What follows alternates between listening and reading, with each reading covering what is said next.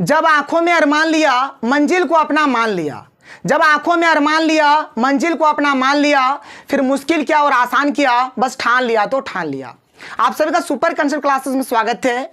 और सबसे पहले आप सभी को आज के एग्जाम के लिए बेस्ट ऑफ लक। एकदम पिछला एग्जाम में जिस प्रकार से आप लोगों ने फोड़ा था उसी प्रकार से आज भी आप लोग फोड़ के आइए। लेकिन ध्यान सुनिए कि आपके मन में भाई आज डर बैठा हुआ है कि आज का एग्जाम हमारा किस प्रकार से जाएगा, क्योंकि आप लोगों को मात्र एक दिन का समय मिला था और इतना बड़ा सिलेबस एक दिन में कंप्लीट करना एकदम इम्पॉसिबल है। इतना ऑब्जेक्टिव क्वेश्चन, इतना सब्जेक्टिव क्वेश्चन, ऊपर से लेटर आपका यहाँ पर है, अभिव्यक्ति माध्यम है, बहुत कुछ है जो एक दिन में करना एकदम इम्पॉसिबल है, असंभव है।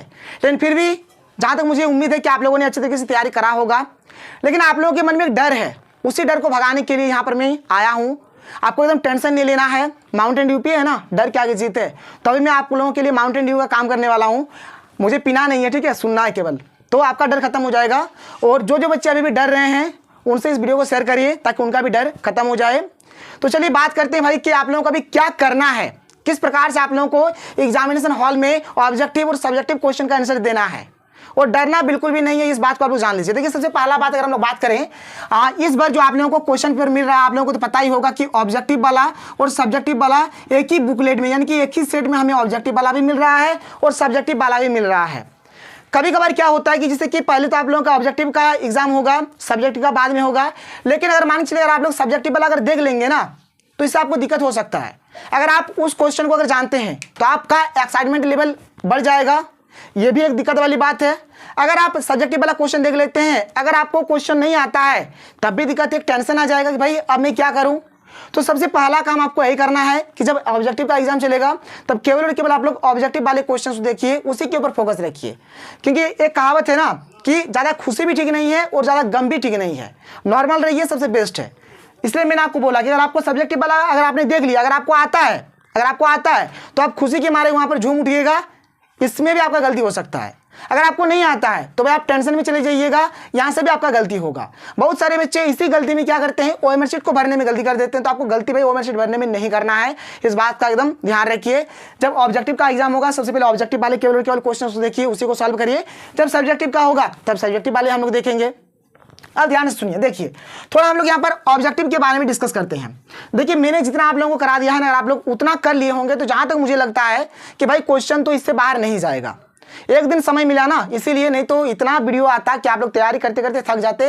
अभी तो मेरे पास बहुत सारा वीडियो, जैसे अभी मैंने सप्रसंग व्याख्या वाला वीडियो डाला ही नहीं है, अभिव्यक्ति और माध्यम वाला कंप्लीट वीडियो डाला ही नहीं है। भाई टाइम ही नहीं है ना, मैं क्या करूं। लेकिन अगर आप लोगों का अभी भी फिर भी कमेंट्स आता है कि सर डाल दीजिए सप्रसंग व्याख्या वाला और अभिव्यक्ति और माध्यम वाला, तो बस जस्ट मैं इस वीडियो खत्म करने के बाद उस वीडियो में लग जाऊंगा बनाना, आधा घंटा के भीतर दोनों में खत्म कर दूंगा, आप लोगों का तैयारी अच्छे से हो जाएगा। खैर कोई नहीं, ध्यान सुनिए।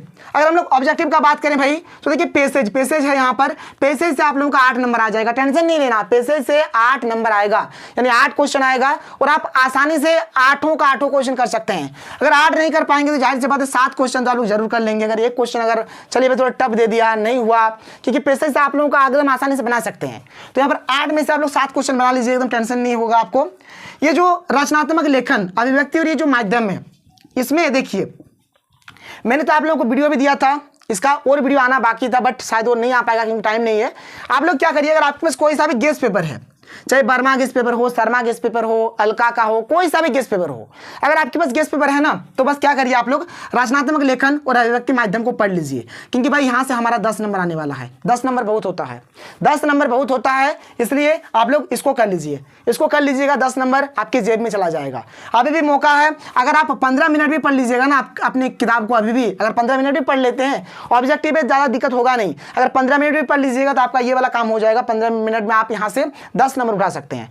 10 मिनट में ही आप 10 नंबर उठा देंगे, खाली 10 मिनट आप लोग वहां पर पढ़ दीजिए। ये हो गया एक बात। उसके बाद देखिए पेसेज 8 नंबर का हो गया, ये हमारा 10 नंबर का हो गया, और बाद बाकी जो बच जाता है 22 नंबर का, ये हमारा किताब वाला पोर्शन का है। और मैंने भाई किताब वाला हर एक चीज करा दिया है, गद्य खंड, पद्य खंड, आरोह, अंतराल, सब कुछ करा दिया है, मोटा हिंदी, पतला हिंदी, सब करा दिया है। तो वहीं से आप लोगों का 22 नंबर आ जाएगा। आपको इधर से टेंशन नहीं लेना है। मतलब अगर आप थोड़ा सा ध्यान दे दीजिएगा तो ऑब्जेक्टिव में आप लोग 40 में से एकदम 30 प्लस तो ले आइएगा, ये मेरा गारंटी है। 30 प्लस बहुत होता है, टेंशन नहीं लीजिए। ऑब्जेक्टिव का तैयारी है आप लोगों का, मुझे पता है। बात करें सब्जेक्टिव का, सब्जेक्टिव में भी आप लोगों को टेंशन नहीं लेना है। क्या क्या करना है इस बात को ध्यान से सुनिए। देखिए बात करते हैं सबसे पहले, जैसे कि एक हो गया पत्र हो गया, एक अभिव्यक्ति और माध्यम हो गया, और एक यहीं पर हमारा आ जाएगा निबंध। ठीक है, ये तीन चीज ध्यान से सुनिए, एक पत्र, एक अभिव्यक्ति और माध्यम और एक हमारा निबंध, और ये तीन में से किसी दो का हमें आंसर देना है। मैं तो ये कहूंगा आपको कि सबसे पहले क्या करिए, आप लोग पत्र को लिख दीजिए, सबसे पहले पत्र को लिखिए, जहां से आप लोग अच्छा नंबर उड़ा सकते हैं। पत्र लिखने का तरीका मैंने आप लोगों को समझा दिया है, ट्रिक के माध्यम से बता दिया है। ये हिंदी है भाई, आप लोग आराम से पत्र लिख सकते हैं। तो पत्र वाला क्या करिए, पत्र वाला सबसे पहले आप लोग लिखिए और यहां से एकदम 5 नंबर अपनी जेब में घुसा लीजिए। ये आप कर सकते हैं।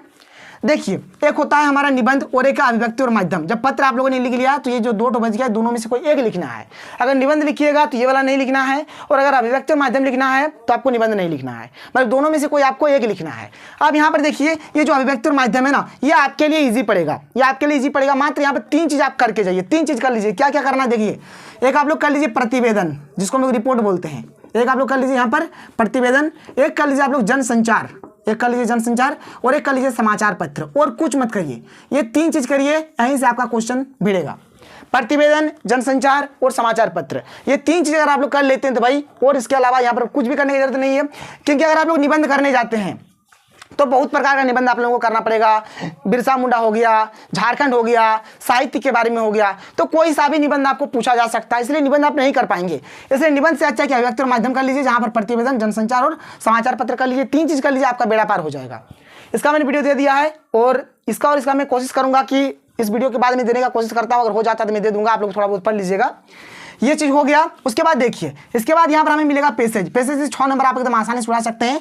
3 क्वेश्चन पूछा जाएगा, एक क्वेश्चन में 2 नंबर दिया जाएगा, और आप आसानी से ये वाला पैसेज का काम कर सकते हैं। क्योंकि पैसेज का जो आंसर होगा भाई, पैसेज में ही दिया रहेगा। ठीक है, पैसेज का जो क्वेश्चन का जो आंसर होगा वो पैसेज में ही रहेगा।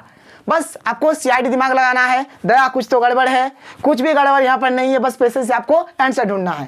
तो ये चीज आप लोग करिएगा। इसके बाद देखो भाई, एक हमारा रचना है। रचना में क्या होगा, यहाँ पर 2 क्वेश्चन रहेगा, कवि का नाम या फिर लेखक का नाम से, कवि का नाम से या फिर लेखक का नाम से। उसका 2 रचना के बारे में पूछा जाएगा, और इसको लेकर मैंने भाई एक ट्रिक आप लोगों को दे दिया है, वहीं से क्वेश्चन आएगा, आपको घबराना नहीं है। कोई भी यहाँ पर आपको 2 रचना के बारे में लिख देना है, 2 क्वेश्चन आएगा, और 2 में से मात्र आपको एक ही क्वेश्चन का आंसर देना, तो ये भी आप लोग कर लीजिएगा, कोई दिक्कत नहीं है। तो देख लीजिए, यहाँ पर आप लोग खुद सोचिए और देखिए। पत्र से आप लोगों का 5 नंबर आ जाएगा, अभिव्यक्ति और माध्यम से आप लोगों का 5 नंबर आ जाएगा, पैसेज से आप लोग 6 नंबर ला सकते हैं, रचना से आप लोग 2 नंबर ला सकते हैं। 5 5 10 16 और 2 18 नंबर हमारा इधर आसानी से हो जाता है। अब बचता है कितना यहाँ पर, तो बचता है हमारा यहाँ पर 22 नंबर। कितना नंबर बचता है, 22 नंबर। अब देखिए, जो पतला वाला जो बुक है ना आपका, जिसमें मात्र 4 ही चैप्टर दिया हुआ था, उसका मैंने सारा सब्जेक्टिव क्वेश्चन आप लोगों को करा दिया है। अगर आपने 4 चैप्टर का अगर वीडियो देख लिया होगा ना, तो भाई यहाँ पर ये जो 5 नंबर है ना, ये आप एकदम आसानी से उड़ा सकते हैं।